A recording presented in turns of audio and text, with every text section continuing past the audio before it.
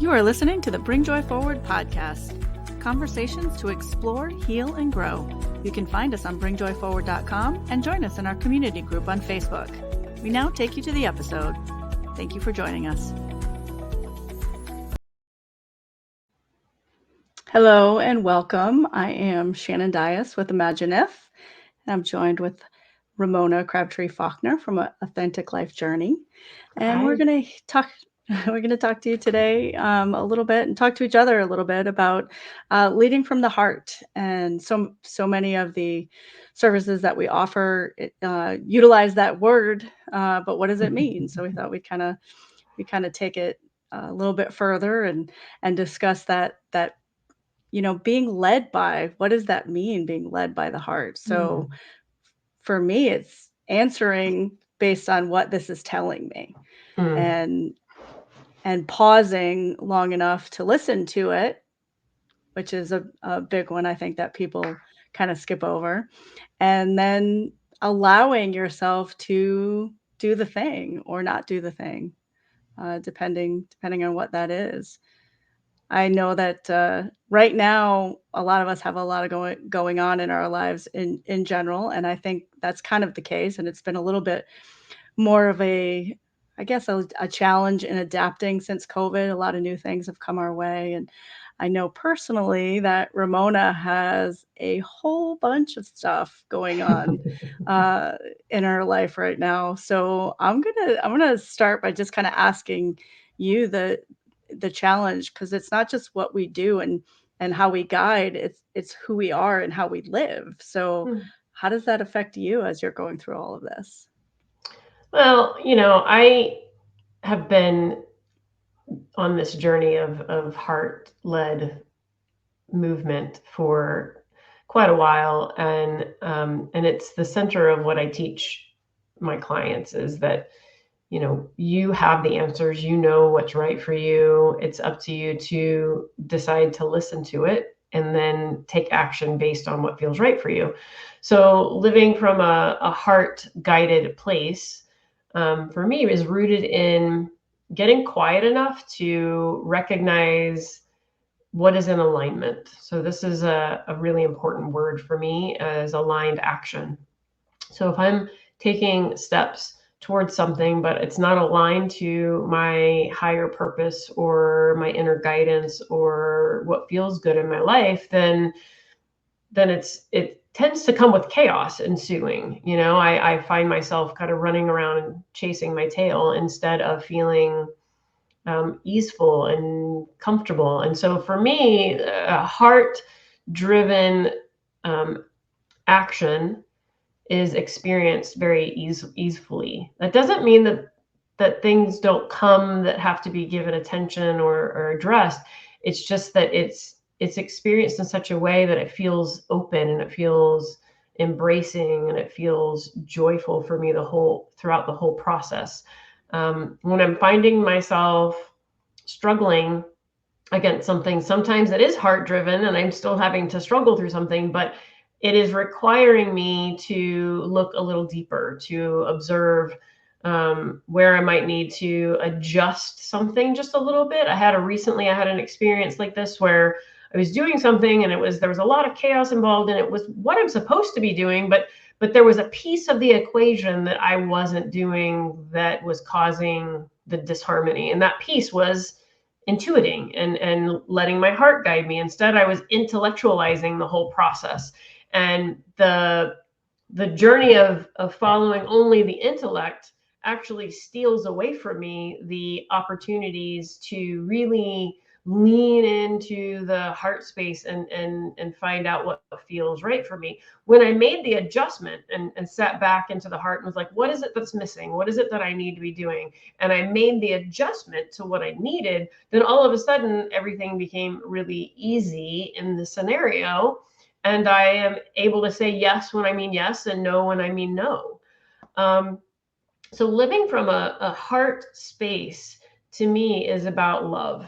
So if I'm not loving it, then it's not coming from my heart space. It's coming from some other part of my my egocentric approach that I am constantly working to balance out. And I do that through many tools, which, you know, is the purpose of the work that, I can't speak for you, but it's the purpose of the work that I do, Yeah. is to help others to befriend their minds and to recognize that they actually have more empowerment over how the mind is operating than maybe they've been taught to do. Yep. And when I watch my clients transform and all of a sudden they're able to be more intentional, more mindful, and more purposeful with their lives through the exercises and practices that I teach them, then all of a sudden they're living heart-centered because they're not living mind-centered. And for me, that's the shift. That's where we take the experience and really bring it up to a higher level, and operating from our higher purpose and higher good, and our inner knowing. Yeah. Well, and you kind of touched on a few points that I want to make sure we dive a little bit deeper into, because I think we say these words a lot and people don't really pause and kind of think, what does that really mean? So like we're talking about heart centered, and to use your example of your recent experience, so you have to have an awareness, right, Mm-hmm. that this thing is happening, and then that pause as you're doing it. But then not everything is joyful. There, you know, like you said, there's some struggle in there. So it's realizing if the struggle serves the purpose of where you're going to get the joy Mm-hmm. from. Um, I think, and then when you're in that space, being able to kind of take that step back from it and almost look at it a little bit more objectively, like, okay, it's not you in that state, in that space. Like I like to encourage people to think of it, if they were talking to a friend, how would they approach that? Because I think we do things with a little bit more ease and kindness as a Mm-hmm. general rule when we're, you know, when we're talking to our friend, and or even a stranger, and offering that, you know, little tip or advice, or, you know, whatever it is that we're seeing, that acknowledgement.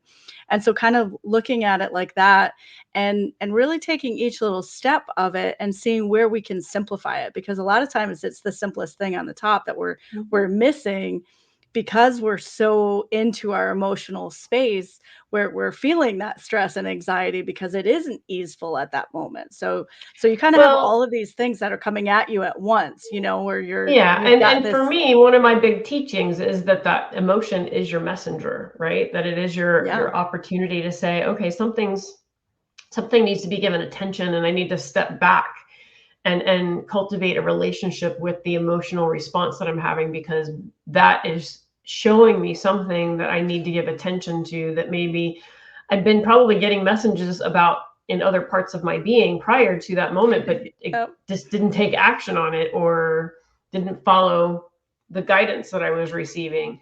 Um, so yeah, this has actually been a conversation that's been up for me with my clients a lot over the last several weeks, is, you know, recognizing that the emotions are not good or bad. They are an experience that is offering you an opportunity to sit down at the table with it and ask it, what are you trying to teach me that I'm not seeing?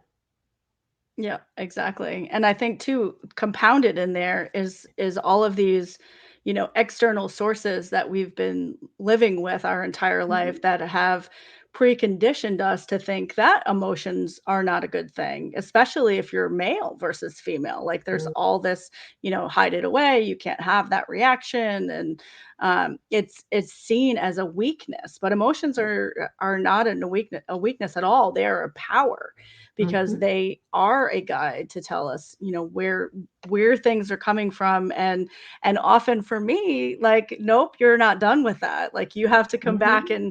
and look at that again. You thought you were finished and you worked through it, but there's still something in there that you quite haven't um processed or figured out, or maybe you're thinking it's something else and it's really not. Or it's just another layer of a bigger lesson that's being, you know, Hmm. experienced at different point in time. Because I talk about the Yeah. spiraling staircase and how we're constantly rising, but we can come Yep. across a point that looks very similar to a point from the beginning. And it's just an opportunity to give it more life, and birth. Talked about Yeah. that yesterday about how breath is life, right? So prana is energy, and breath is our primary source of that energy. And so when we speak anything into the world, we're speaking that with our breath, with which means we're giving Yep. it life. Absolutely. Yeah. Mm-hmm. Yeah. I'm um, in process of a new modality, and breath of life is a very integral part of that. And it's to me, it's always so beautiful when you pause and look at it again for the first time. Like, these are things that we live with and we do and we practice. Um, but sometimes it just takes coming back around and hearing it a Mm-hmm. different way, or seeing it a different way, or getting that little reminder to do it. But that ego that we talk about, that's there all the time. That's that humanness. That's not just part of ourselves. Like I said, it's part of all of those external sources that are coming in. And I think a big part of it is we have to be okay with what's coming forward. We have to be Mm-hmm. okay with the emotions and with the result. And also sometimes just being okay with not doing anything at that time, and taking time to pause and to process, and to say, this is okay. I can't access this right now. I need to step away from it and back away. That's being heart led. That's pausing and listening Mm-hmm. to what it is that you need at that moment. Sometimes needing nothing is, exactly the space. And we talk a lot about too the soul led purpose, because we both live that life and guide in that way as well. And it can be a scary thing and a challenging thing to really come to that space of what is, soul aligned. And I Mm-hmm. think people also have like this notion of your soul aligned, like this is it's one thing, and you're like searching that whole life, for that soul aligned. And I while I do think that we all have this, purpose that we come in with, I think that moves and it shifts just like everything Mm-hmm. else. We're on this adventure as we're going, and the ability to, like you said, flow and follow with ease. It's that recognizing, where that goes, and then just allow yourself to go Mm-hmm. in that direction, even if it's unknown, which can be a really scary thing for people too, to not know where that's going to take them. They need to have those, answers up front.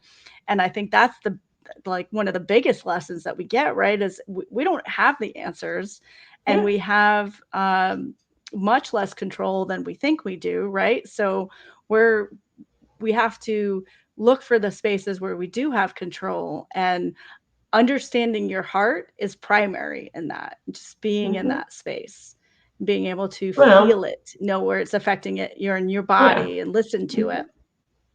Well, Go ahead. and for me, the primary way to get to that is practice, practice, practice. So the more that you put Yep. yourself into practices that cultivate connecting to understanding, self-exploration, Yes. meditation, quieting yourself, yoga, um, artwork. Like there's so many different Yep. avenues of approach that we can access to open the awarenesses of, authentic truths. Uh, and Yeah.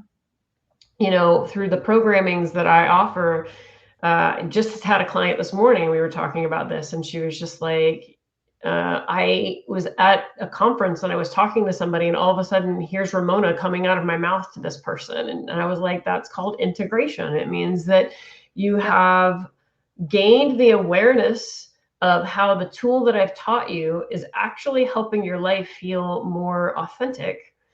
And now you are sharing it with another because you believe it's true, because you have seen it and you continue to see it the more that you use it. But it took you a year and a half to get there because you had to integrate it and you had to be willing to be living it out loud. You had to be willing Yeah. to be the living embodiment of the practices that you were taught.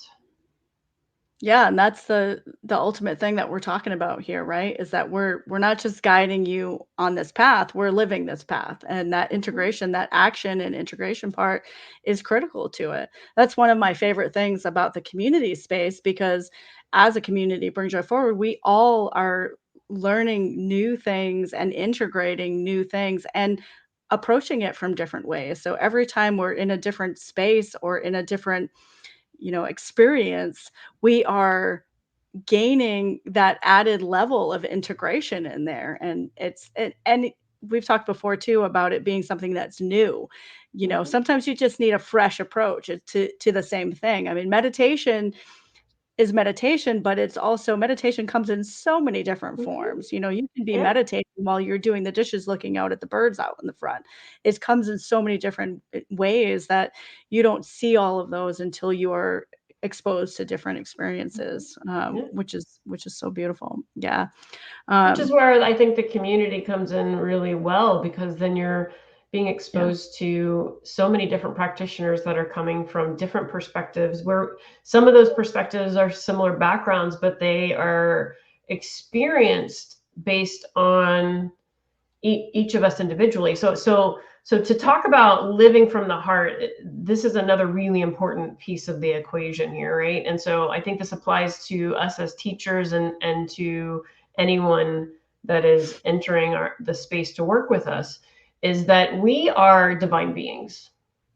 We are divine beings, and we have been formulated in this organism, this physical body, to generate the light of the divine exactly how we were orchestrated to do it. And we all have our own unique song that we sing into the world. And so I talk about this a lot with my clients that are like, "Oh, but I work in this office, or I do this thing here," and just different kinds of work that are not necessarily the field of work that I work in.